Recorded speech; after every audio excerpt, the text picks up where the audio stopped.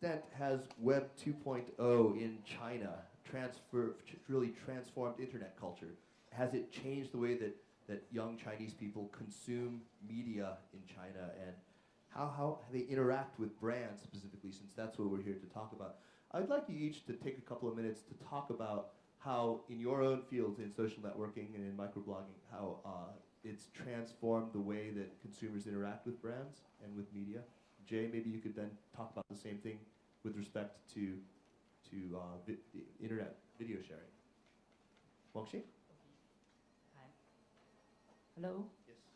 Yeah, I think the essence of Web 2.0 in China is to make things easier. So for microblogging sites, we make it easy for people to post whatever in their mind. So just a short message from their cell phone or from their instant messenger like QQ or MSN or Google Talk or just from a web browser. So it is so easy that people who don't like to write traditional long blog like to write short blogs like mini blog, microblogging. Actually, it's quite easy, so people do it day and night from everywhere, every place, and anytime.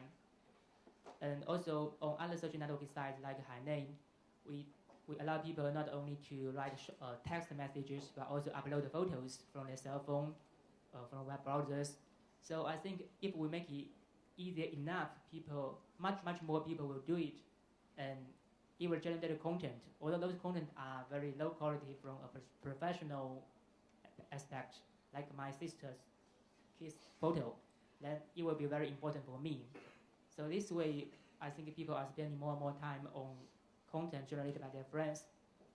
That's what I see. And is there commercial value in that? Is there a way, how has the monetization gone in that regard? Have we found the right business model to monetize these things yet? Yeah, I wouldn't say so. Yeah, that's a good, honest answer. We haven't. I was talking to a microblogging site the other day in a panel that I was judging, and some of them gave very, very refreshing answers, simply saying there is no revenue model, and a lot of people simply joke that the revenue model is to be bought by another company or to raise venture capital. That's the revenue model. But good, honest answer. But what about in internet video? I know that you've now been very, very aggressive about ramping up your own brand advertising tactics. So videos obviously becoming a very hot topic in China, with given how big it's become, and obviously the regulatory attention now to our sector. But if you look at any internet cafe or internet users, really main four kind of key uses of the internet now that users are more and more going to.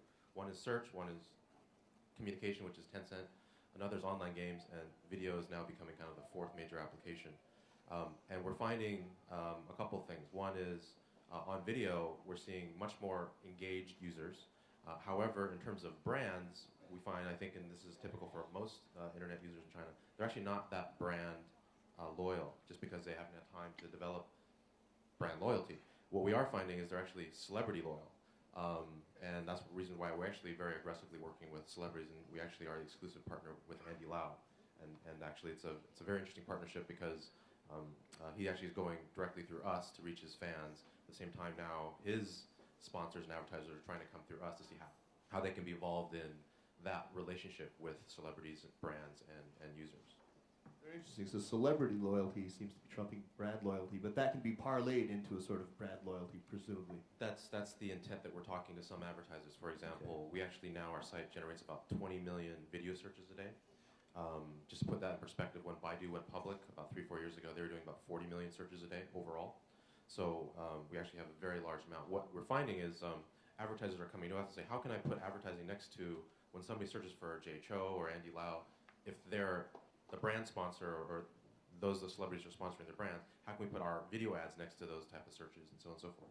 So there's interesting things, engagement going on that we're experimenting with. This is all very experimental phases, but those are things that we're trying to work with our new media, work with advertisers to develop, hopefully, brand loyalty.